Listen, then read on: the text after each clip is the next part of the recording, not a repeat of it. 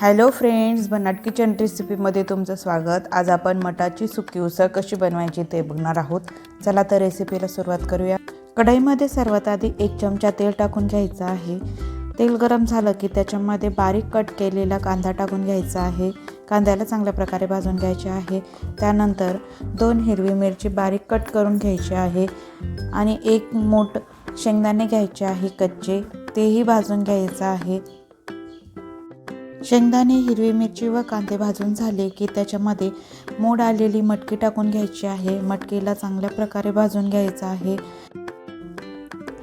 मटकीला आपण भाजून घेतलेला आहे। वरतून चवीप्रमाणे मीठ टाकून घेऊया।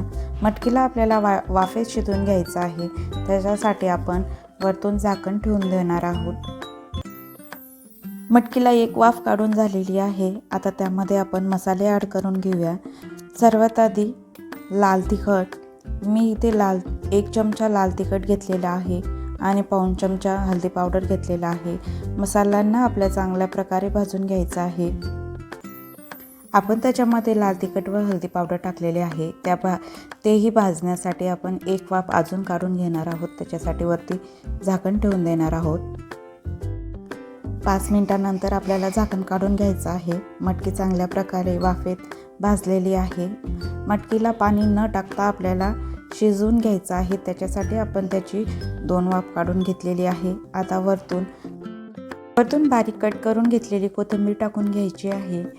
आपली मटाची उसळ तयार आहे। तुम्ही पाहू शकता, न पाणी टाकता आपण मटाची उसळ बनवून घेतलेली आहे। कशी वाटली तुम्हाला माझी ही रेसिपी कमेंट करून नक्की सांगा। आवडली असेल तर लाईक करा, शेअर करा। जर तुम्ही माझ्या चॅनलवरती नवीन असाल तर चॅनलला सबस्क्राईब करा। भेटूया अजून अशा एका नवीन व्हिडिओसोबत। तिथपर्यंत बाय बाय।